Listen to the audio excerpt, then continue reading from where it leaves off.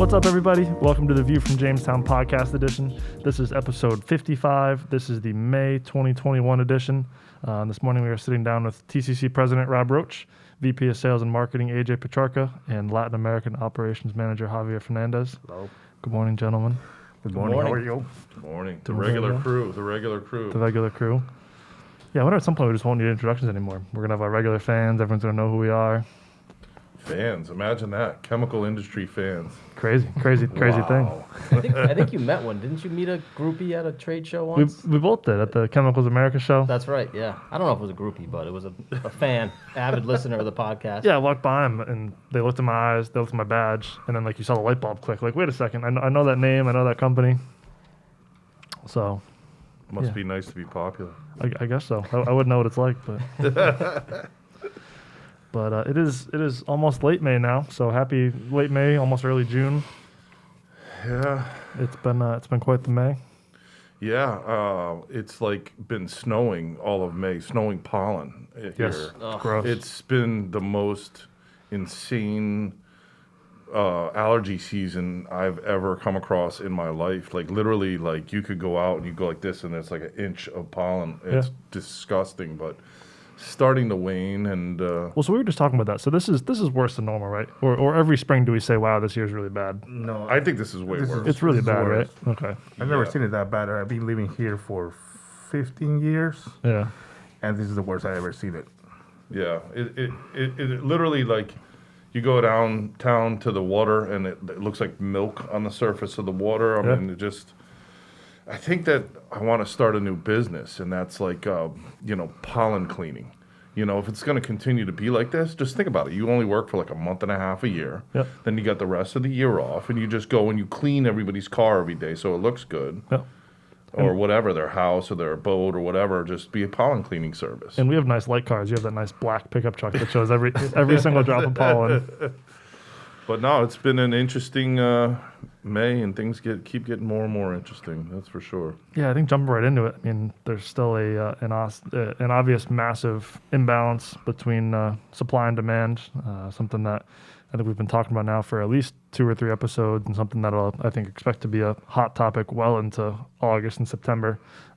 Seems like there's no end in sight, and it's going to be an interesting few months, both in terms of demand going like this, which is up if you're not watching the video, and supply really just being super tight.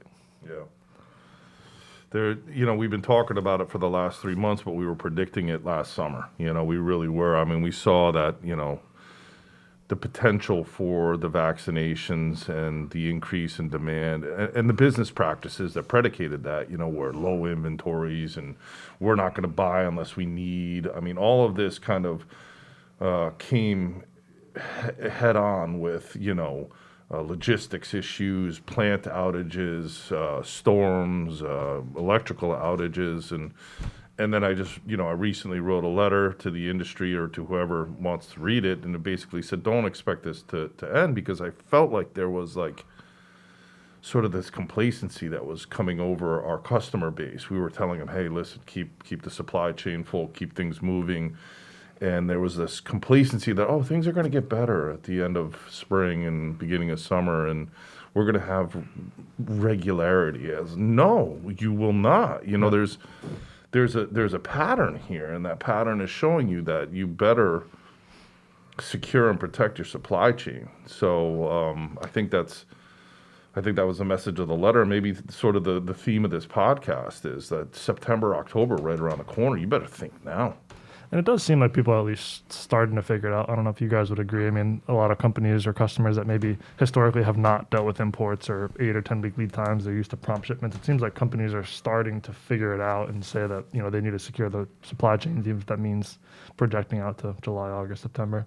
Well, in a lot of cases, they don't have a choice right now, so they have to adapt and figure that out, because that's the reality that we're in. And 8 to 10 weeks isn't even a good gauge anymore. It's more like 12 to 14 plus, if you can get vessel space. So it's a fun time right now. Yeah. And you must see it. I mean, obviously a lot of regions in Mexico and Latin America are used to imports and dealing with lead times. So has it affected that? It has affected for sure. It's just longer lead times.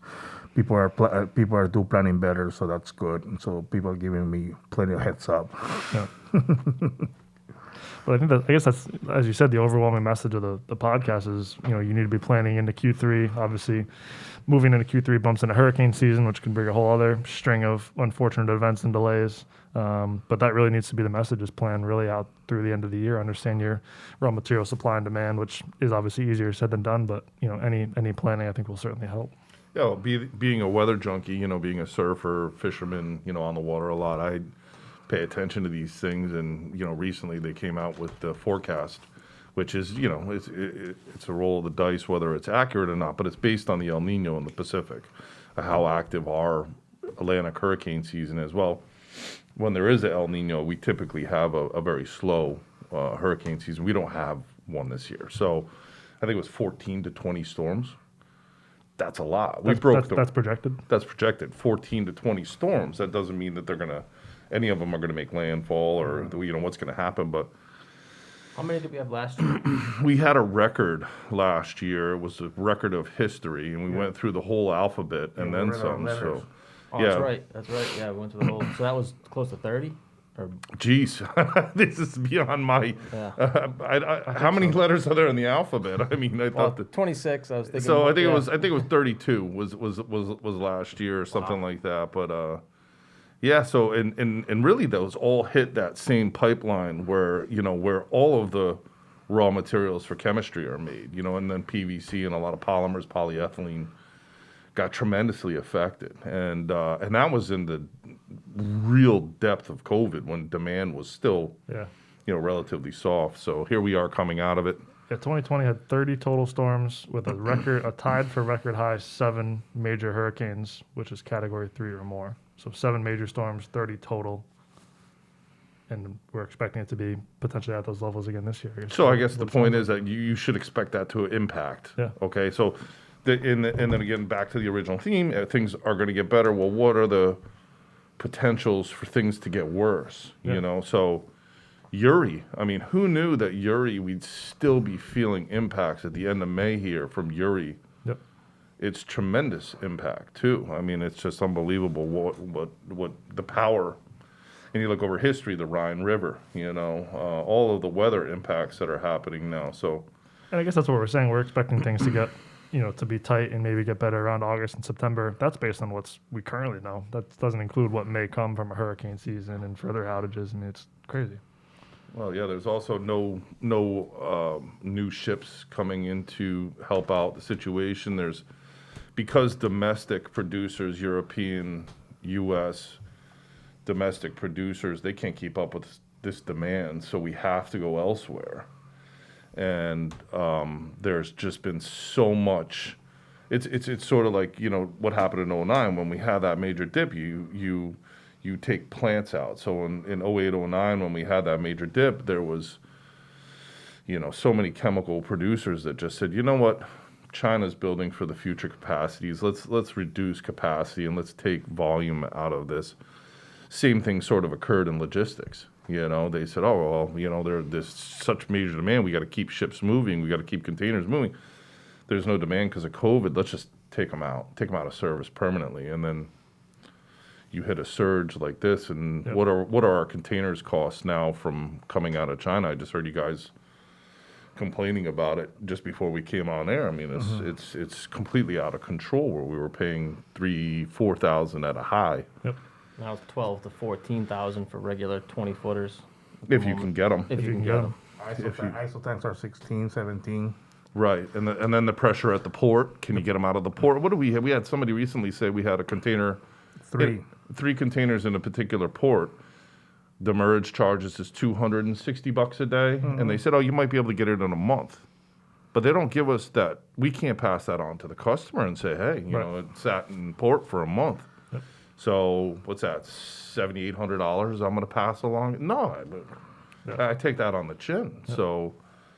And that's a good segue into, I think, the next topic, and what kind of goes along with all this is obviously the increasing prices of everything. I mean, raw materials are going up, which means cost of goods are going up. The freight piece of it adds a significant adder into that freight cost, which inevitably is going to mean, inflation or more expensive downstream products, whether that's 3 months, 6 months, a year. But it's coming. I think it's inevitable. It is inevitable. It's gonna trickle down to the consumer, and it's gonna, people are gonna need more to live on, and luckily there's very low interest rates out there. People can still borrow. Things are sort of complacent on the borrowing side and low interest rates. So I don't expect the economy to slow. I mean, also mentioned the letter, the euphoria. I mean, we've all personally felt the euphoria. I mean, it's been a tough year. It's been a tough 14 months, and even people within our company. One of my guys in the company says, "Well, I'm gonna go to Alaska this year, last minute. Let me book a trip to Alaska." Well, the flights out there were expensive. We knew that would happen, but there's no cars available for rent. Zero. And there was a 500 person waiting list for rental cars in Alaska. Yep. I mean, so what does that mean? More people traveling? Road trip. More people, well, yeah. Well, more people going back to work. So what does that mean? Fuel prices. Yeah. We've already seen it. This is average $3 a gallon at the pump. Yep. First time in a long time. Yep. So they're saying that's going to go up to an average of $4. Well, there's more expense into the supply chain because now we got fuel surcharges. Yep. So let's not get complacent.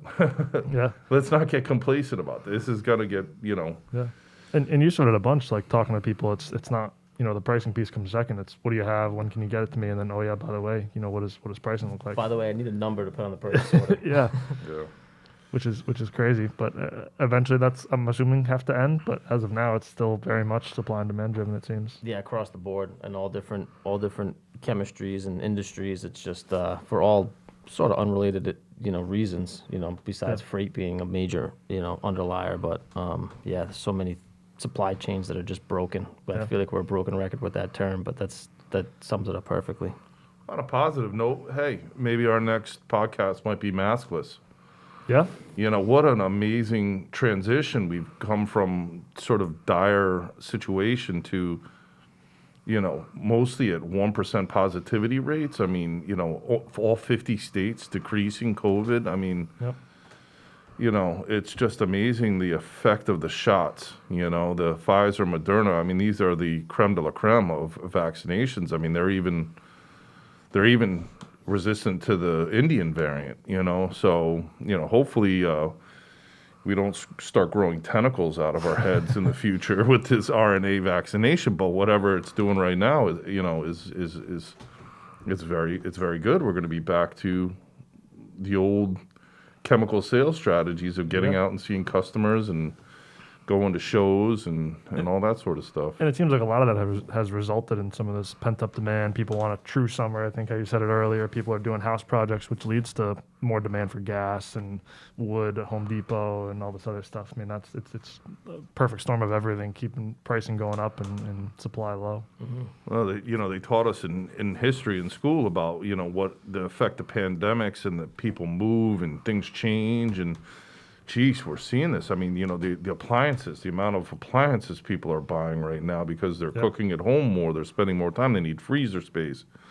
It's not directly correlated to our industry, but the chips and the lack of chips and the lack of availability in automobiles and electronics. I mean, this is going to last well into 2022.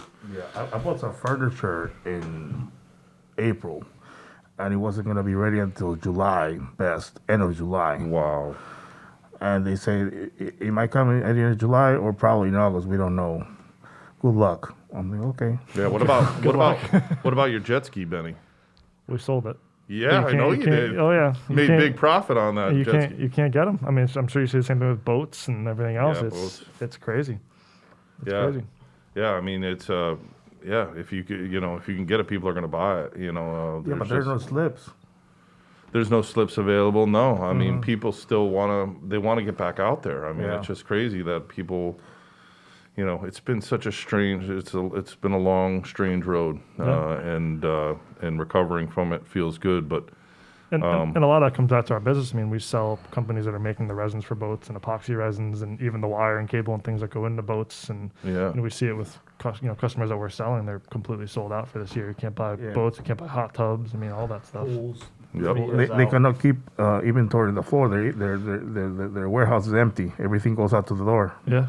Yeah, that's crazy. Yeah, I mean, we sold a used jet ski for 30% more than it cost new. just strictly because of supply and demand, you can't get into one. So this is what the market price is. Yep.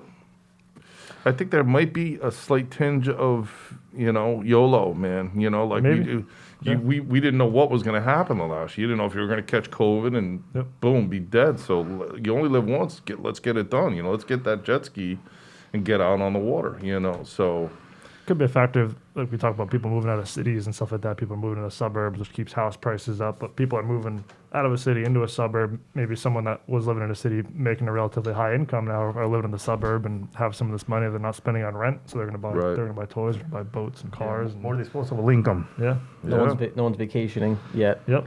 No, but like a lot of road trips, people are planning for a lot of road trips. The people that don't feel good about flying, so gas prices are going to go up, And summer is a good driving season. This is the strongest driving season in the U.S. But you're going to be doing it in the U.S. You can't go to Europe. You can't go. There's still restrictions. I mean, there's still places that are suffering horribly from COVID, which is another thing we should talk about. Is that there's still going to be impacts from COVID because we rely on India for a lot of things, not just China, but India. We rely on South Africa, Brazil. I mean, we rely on them for a lot of things. So, and obviously we're bringing in material that's Indian origin, and we can get you an ISO container faster than we can get you a 2-pint sample. Just with the logistics behind it, it's crazy. Nobody can go in the office right now there to send a sample, but things the economy's still moving, but it's a wild times. And I think one thing we sort of touched on too that we can get more into is the trade and tariff piece. Obviously, you're dealing a lot with Mexico and Latin America with imports, and we're bringing a lot of material in, shipping material out. It's I'm sure been quite the interesting time managing imports and exports. A lot of moving parts. It has been very fun to manage all of that. It has been challenging at times with all the delays and rollovers with bookings, and you don't know when it's going to ship, and you don't know what the price is going to be. And you don't know what the price TBD, so you don't know. But we're getting stuff moving. It's like we are in a silent war right now with China. I mean, they're doing everything to impact us, and we're still doing everything to impact them. And we're a global economy, so we all have to get along. So at some point, with the restrictions that we have in terms of availability of just about everything, that we got to do something. Even if it's temporary. Yeah. I think Biden should consider dropping the tariffs temporarily. Just to because that really comes out of Americans' pockets. Tariffs don't come from China. Once the goods cross the line, we pay the tariff. The chemical company pays the tariff on behalf of the customer. It rolls down onto, and it impacts us. So when things get this bad, hopefully there'll be some action. Yeah, and obviously we still do a bunch of business bringing material in from China. How has that been recently? Is it lead times getting any better, getting worse? Lead times are getting worse. They're not getting better. I can't say that. Container availability is still very poor, and we're seeing a lot of bookings getting rolled over, like Javier mentioned. We're seeing containers just getting hung up. Like we've had containers hung up in Busan a few times. Like they get stopped in Korea to change vessels, and they'll sit there for 3 weeks to a month, which we haven't seen in the past. It's not getting any better.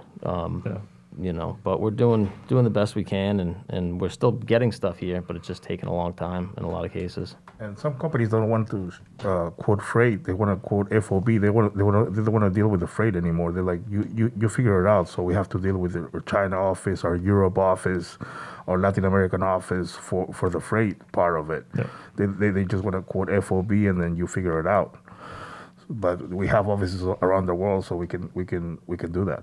Yeah. A lot of times we'll solve the freight problem. We'll reach out to one of our vendors, a logistics company or something like that, and they'll get the freight problem sort of ironed out, so we can at least get the goods moving. And then all of a sudden it turns into a supply issue. Yeah. So it's like, sometimes some of our producing partners and some of our extended producing partners are using the whole freight situation as an excuse where they really aren't able to get enough raw materials themselves to produce to support our volumes. So,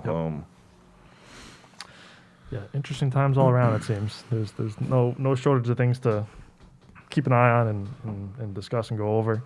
I think in terms of price updates and trends, things seem to maybe have stabilized. I think crude oil is still moving up a little bit. Benzene has kind of trickled down, but regardless of what raw material pricing is doing, it seems like really market pricing is going to be driven by supply and demand for the foreseeable future. Yeah, we had some odd activity in propylene, it increased quite a bit coming into this month. So, where it had dropped off. But, I think they were making propylene and there wasn't that demand. And also there's export opportunity. EU's desperate for some molecules and, just sort of the same thing that's happening when you trickle down to the actual chemical goods that we're selling. The raw materials are also in increased demand and lack of supply. Yeah.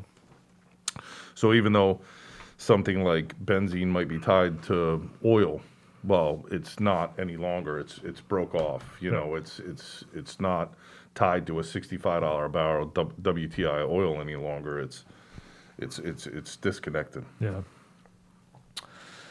Featured products, new products. I don't know that there's. We can still have featured. masks to sell. We still have masks to sell? We still sell some masks, so we still have with some of those things. with prompt lead We have times. to get rid of these while there's still demand for Yeah. them. Fire sale. We probably got some sanitizer around the office Yep, we could sell. we you sure know, do. We sure do. So we could cut back on that. But no, I mean, we still have products. We're still, we're still supplying our good customers. We're still doing the best we can. We're still doing freight. We still, we're being very open with, these increased costs and absorbing what we can and capturing what we can, or and passing on what we can. But we do have some great products in stock, and and more on the way, because we are anticipating that this will continue, but we need to keep that pipeline full. So as best we can, Javi's been, and AJ and everybody on the sales team's been doing a great job of securing products, and as I mentioned in the letter, we've shifted a lot of times. We've got historic producing partners with huge volumes that we've done, and they've let us down for one reason or another, not necessarily anything they've wanted to do, but we've shifted, and we've been able to take advantage of relationships that we've come up with and really flourished with over the years. So it just goes to show that we are a small world, and we need everybody to be on board to supply this demand, because the population of the world is growing, the demand is growing, and we need a more sustainable future, less carbon, less things moving. So we'll have to plan for that. But right now, people, they don't know if this is going to continue, so they're not investing. And that's, I think, the most scary part of this whole thing, is that there is no major investment in capacities, because people are worried about the future. They could just say all of a sudden that this chemical's no good, and you've just invested $6 billion to build the plant, and they say, oh no, cancel culture, or whatever. It says, hey, this chemical's no good anymore, and then so people are hesitant because of that. It's amazing that we talk about cancel culture and social media, things like that. No, this is going on. This is making real decisions to be made. There's ExxonMobil has 4 new board members potentially coming on to make ExxonMobil net carbon neutral in the next 14 years or something like that. I mean, that's a major shift. I mean, I'm not saying that it doesn't need to be done, but I just don't know if it's healthy the way that we're doing it. Yeah. Needs to be a better understanding. And I think times like these, with the variety of, especially the plasticizer products and the global network of suppliers we have, it makes times like all those years of the EPCA and the APLA and things like that really pay off. I mean, you'd have these meetings every year, maybe you didn't get any business done in between, but now, you have these relationships when you need to lean on them. For sure. Now all the friends are showing up. Oh, yeah. All those global first class tickets are paying off over there. Trade shows, events, conferences. We got a nice little list of things that I'm going to let AJ run through, because it's a good thing to see the section full again. It's been a while. So the first one that I'll be at, the first one the TCC will be at in the near future is the Southwestern Fertilizer Conference in San Antonio. Myself, Corey Mullins, and Javier making his first appearance. First this appearance year. over there. His debut. Yep, we got a good schedule filling up. It seems like it's going to be well attended. It's in Texas. It's in San Antonio in July, which isn't the best place to be, but we'll be there. And I was going to ask you about that. So you're getting meetings and people are going to be there and all that stuff? yeah, for the most part. Besides, people from, it seems like mostly, obviously in the U.S., like nobody from Canada is able to come down or Yep. anything like that. But it seems like it's going to be a lot of the same faces there from prior years. So we're looking forward to it. Good. Yep, and then after that, the Chemicals America in Charleston, which is always a great show for us. We'll have the usual crew down there: myself, Ben, Corey Mullins, Ray Altenberger, Steve Friedewald, and Joe Hassenfratz from Logistics Company will also be there as well. So we'll have a big contingent in Charleston. TLC's debut at that show. We got a lot of firsts happening here this year. Yep. Love Charleston, especially that time of year. It's a great city. AFPM is in October. Which is, I guess, also in San Antonio, right? That's Yep. they're doing that in San Antonio. We're starting to put some plans together. Got some golf coming up, maybe some cocktail parties. Yep. Hopefully that all goes on as planned. Yeah. Looking forward to that stuff. And then the Plastics Compounders Conference in December. That's in person in Savannah? It's supposed to be. Okay. Supposed to be typically in July. They moved it to December when obviously July couldn't happen. So fingers crossed that one goes on as planned. Savannah's another cool city. I may have to, there's no attendees there yet, but I may have to get on that one. Yeah, I'm excited for that one. I think a lot of people are excited. I think a lot of people obviously do business with Savannah, bring stuff into ports and stuff like that. But I feel like a lot of people maybe don't get down there for one reason or another. So I'm excited to. Have you ever been Savannah? Savannah? Never been. I've only been to Atlanta, I think, mainly. I've been down to, like, my cousin's house in Seattle, Georgia, and a few places. I don't know that I've ever spent time in Savannah, but heard a lot of great things about it. Yeah, it's supposed to be awesome. I'm excited for that one. So good list of things coming up. I'm excited to get out there and hopefully all these happen as planned, and excited to get back to shows. It is exciting. And I guess wrapping things up, we are obviously fully back in the office. I know we've done a few podcasts now in person, but we got the full staff upstairs, which is a nice change of pace. It is. What was it? May 17th, I think, is when we fully opened. I mean, we all have been here right throughout, but we had about 50% of our staff work from home, and it went very well. I mean, I honestly think that when people are home, it's more difficult. We didn't have anybody that said they wanted to stay at home, which I thought was interesting, because I think some people got used to the fact that they could just get up and go walk their dog or whatever, and the creature comforts. But as a company, we don't really believe in WHO. It just it was something we had to do. There was good reason behind it, but we don't see that we're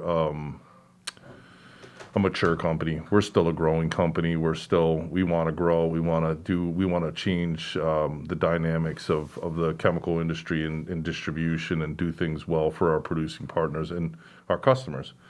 And to do that, we need to be together. And it worked well while it lasted, but it's good to have everybody back. I think we develop more as a company much more quickly and better together.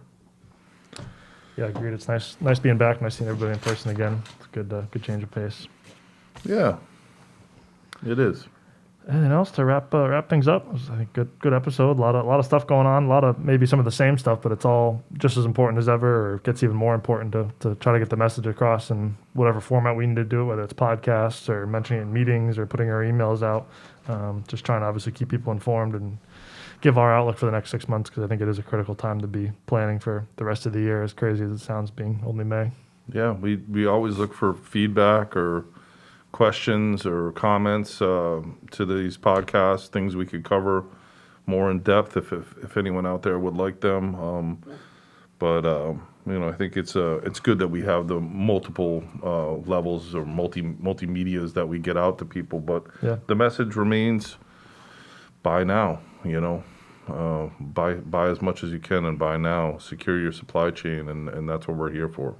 Yeah, I'd like to call out, you wrote that recent letter to the industry, or view from the captain's chair, as we call it recently, which I think was a good overview, really a good summary of everything I think we've just talked about for the last half hour. I mean, in a much longer format here, but you did a nice, concise letter that really talks about all of the stuff and the importance of it. So if you haven't checked that out, I would certainly give that a read. It was a nice overview of what we're seeing. Thank you, Ben. Appreciate it. But other than that, thank you as always for listening. Appreciate you guys taking the time on the podcast this morning. Good talking to you guys. As always, we will be back next month with our next episode. In the meantime, like I said, check out Robb's Letter to the Industry. We also just had our regulatory folks on the podcast a couple weeks ago. So if you haven't checked out that episode, highly recommend it. Lots going on the regulatory and legal front as well. But as always, thank you for listening. Appreciate you following along, and we'll catch you next month. Cheers. Thanks.